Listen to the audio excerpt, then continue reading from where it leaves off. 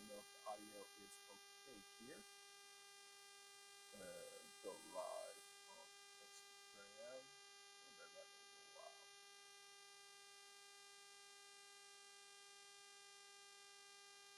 As y'all come in, put any questions in the chat. Be sure to like the video. This will be a fun one. This is a question from one of our acquisition hopeful members who is looking at flipping deals as opposed to holding it for income. We've got one of the trainings that talks about flipping, and he's asking about which deals are the best.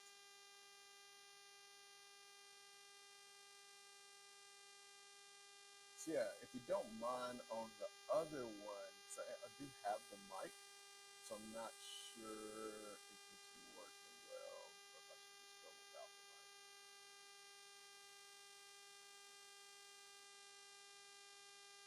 So let me know in the chat, pretty please. Unless you can't hear me, and then in that case, because I'll put it in the chat if you can hear me.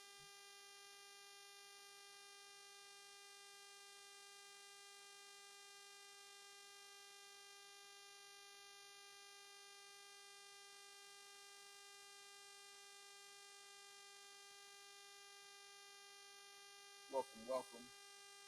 Put it in the chat. Let me know if you can hear me or not. And we'll go live on IG as well. Yeah, cool.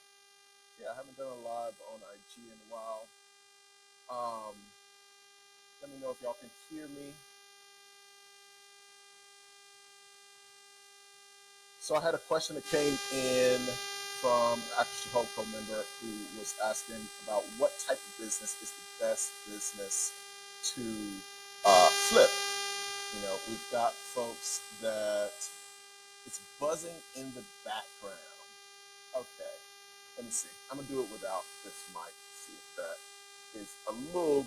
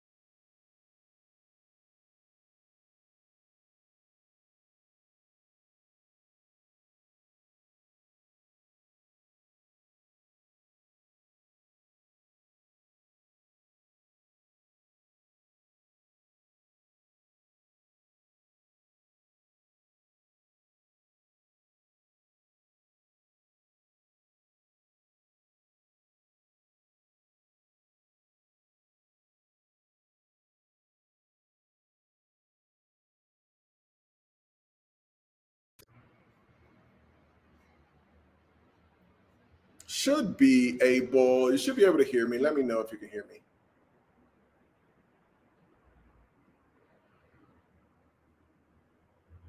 Welcome, Lulu Runs. Carl Pierre, great seeing you the other day, sir. It's been a little minute, man. It's great running into you. Mads, what is up? Caroline, what is up?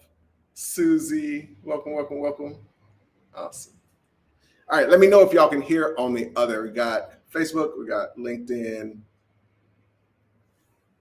but first it was a buzzing sound, then it says muted. Hopefully, all right. So, all right, got a couple thumbs up. Got a thumbs up from Facebook, got a thumbs up from LinkedIn, so we should be good. All right, so sorry about that. What we're talking about is, moonlight, Ace in the Moonlight. So what we're talking about is flipping businesses. We've got Amir who shot me a question. He was asking, if he's planning on flipping the business instead of holding on to it, um, what should he be paying attention to? And obviously, in the training, we talk about the two perspectives, and really not only what he should be paying attention to. His question was really specifically, he's looking at some franchise deals right now. So he was asking, is a franchise a good business if I'm planning on flipping the business? And I've got 5 types of businesses that I focus on if I'm planning on flipping it. But then I've also got specific things within each of those categories that I'm looking for. And it's not that if you're flipping the business that you're necessarily buying something that's of lower quality. You still want to buy a really great business in either case. But there's basically some additional things you want to look for if you're going to plan on flipping the business, especially in a short period of time, that don't matter if you're going to hold on to the business for a longer period of time. So if you're buying a business that you're not planning on selling, for instance, the number of people who want to buy that type of business doesn't matter, right? If, on the other hand, I'm buying a business that my intention is to flip that business as quickly as possible, then I'm going to pay a lot of attention to what is the demand for that business? How easy is it going to be for somebody else to finance that business, to be able to buy it from me? Is it going to be easy for them to run? So I want to talk about a couple of business types that I think are just really great businesses if you're looking to get a business that you're planning on flipping. So he was asked about franchising, and I'm going to talk about that second because I have done a lot of sales on franchise businesses where I personally bought them and then sold them, and then I've helped other people sell theirs. And so there it is one of my favorites. But I would say my number one right now is affiliate businesses. And there are 5 reasons why. The first one, and this is what you want in any business that you're going to flip. The first one is that it's easy to run. So if you've got a really complicated business, a lot of SaaS businesses or software businesses end up with this issue where they are, it's a great business, they want to exit, but there's just nobody that can run the business as well as them. So if you've got a business that's tough for somebody else to run, or it's just complicated, or they need an engineering background, a programming background, whatever the case may be, and it might not even be that they need that background, but for the average person, they're going to be intimidated just to have to talk to other programmers. And so that can get in the way of you being able to maximize that sale. For me, if I'm exiting a deal, I want to create a market for that business. So I want to essentially have multiple people that are bidding for that business. I'm not just looking for like one buyer, and this is what we're always trying to do with Good Merger. Shout out to Jay. He's done an amazing job of that on deals. And everybody does. Like, that's the process that we want to take through a deal through, is we want multiple people that are bidding for that business so that it maximizes the price. And if you've got a business that intimidates people, then it's going to be difficult for you to create that market, even if you do find 1 or 2 people that want to buy it, right? So that's the number one thing. And when you're getting an affiliate business and you're trying to exit that, it's one of the more simple business models to be able to show somebody, teach somebody, because essentially with affiliate business, all you're doing, you're not worried about producing a product.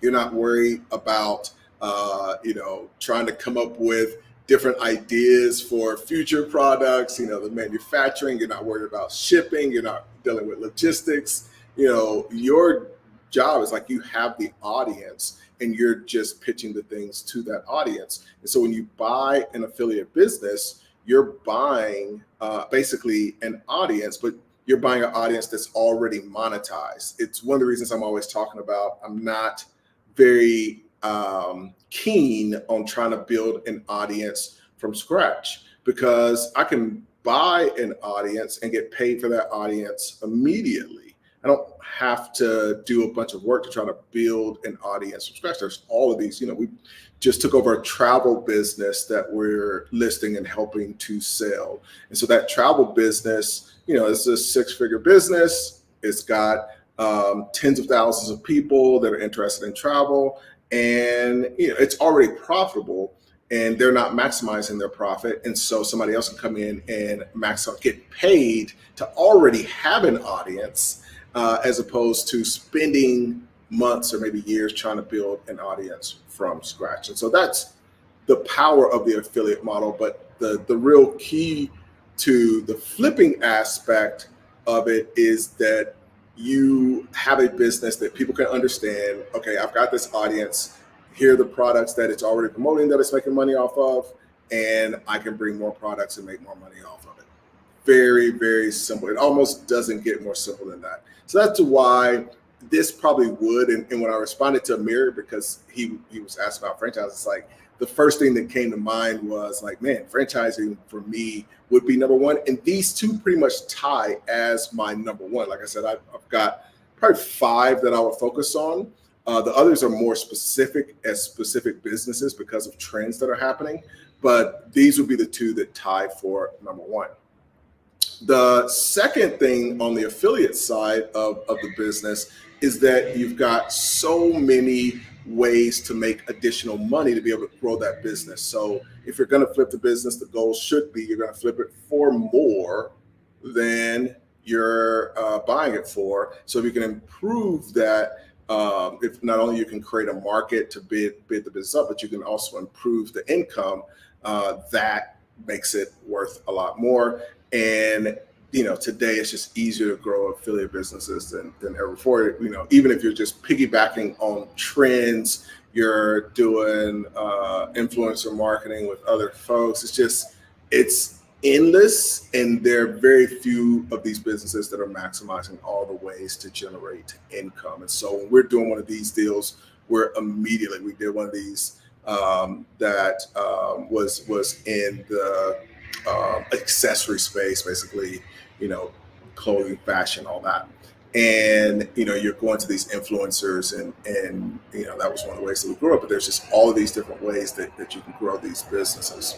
The other thing that I like, especially with if you're doing it from the acquisition holdco perspective, is that you can get into a situation where you're basically negotiating for equity. It's really cool. So I've got somebody who's in the program right now who is in Dubai and talking to some folks that own a influencer marketing business. And one of the things, this is again a multi-million-dollar influencer marketing agency, I guess I should say. But most people are leaving a lot of money on the table by not getting equity in the deals that they promote. And so that's one of the things that we try to do, is not only will we look at other businesses that we can buy and promote those with the affiliate business and their traffic and audience, but we'll negotiate equity deals, which is just this kind of bonus where you're creating these additional special purpose vehicles that eventually you can exit with the business that you're selling. Now, one of the side benefits or additional side benefits is if you already own a business, you can buy a affiliate business that's promoting your competitors' products and then promote your own products. And so that part is very cool as well. And then finally, if I'm doing one of these deals, I'm probably gonna build a relationship very early on with potential buyers. And a lot of times what that looks like is you're finding people that you're gonna promote their product, you're promoting their product, you're sending them income, and then you let them know, hey, I'm gonna sell this. So if you want to own this thing that you're already making money with, you should be one of the buyers. So we've seen that really increase the bids and increase the valuation in the end. So let's talk about on the franchise side. When it comes to the franchise, again, I love those. I've done more affiliate deals just because they're smaller deals. But for offline, nothing compares to the franchise businesses. Again, number one, if we're flipping the business, we're looking for things that anybody can do.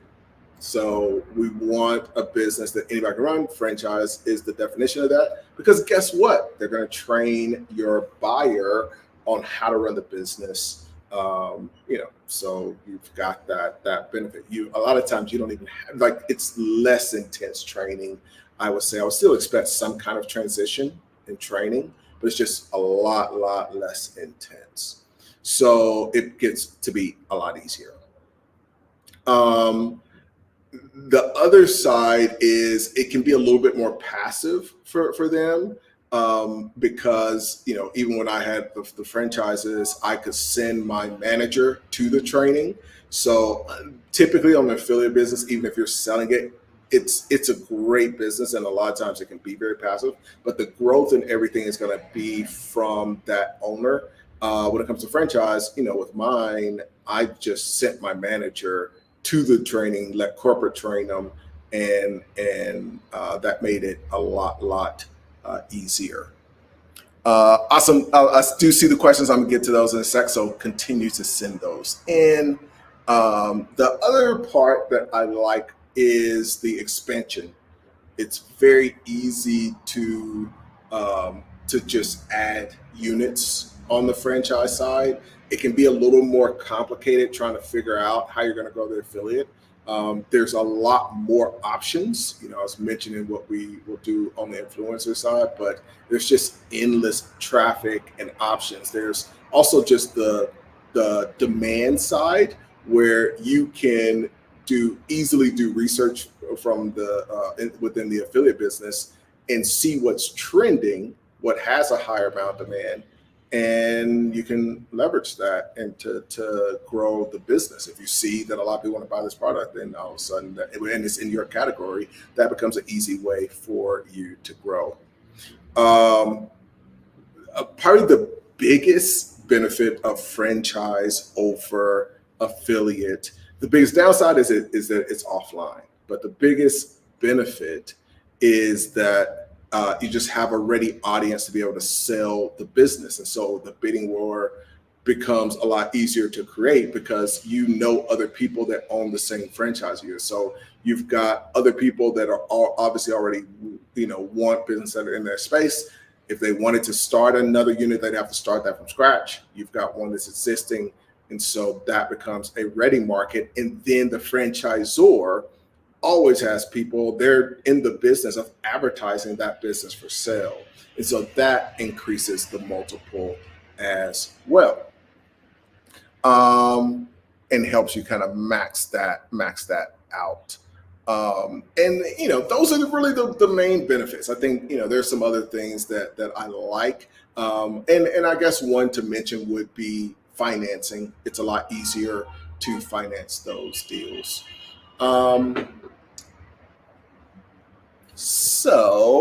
And financing is going to be a very big issue as we get into this fun recession.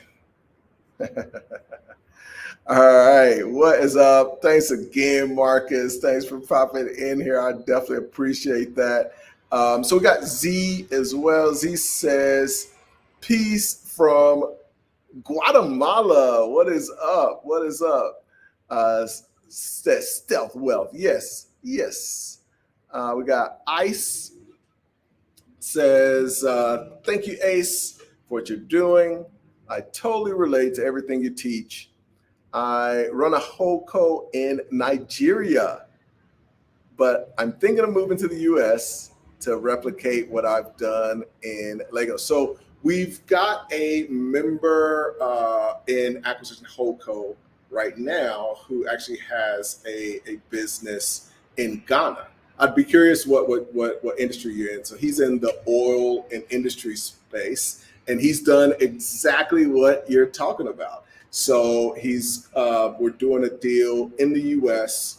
I won't say this. I was going to say the state, but I'll say in the Midwest, just so I'm not blowing up his spot. But he's doing a deal on an oil business in the Midwest that is an amazing business. Ties in. It's just very very beautiful deal. I do think that there is a huge opportunity. I think there's a huge opportunity on both of those. Just that the international play and arbitrage between ideas, like it was really really crazy, because what you're saying, and that's why I thought of him, is exactly what we're doing. So in the oil space, there's something that is specifically done in Africa, and literally is done was with his business.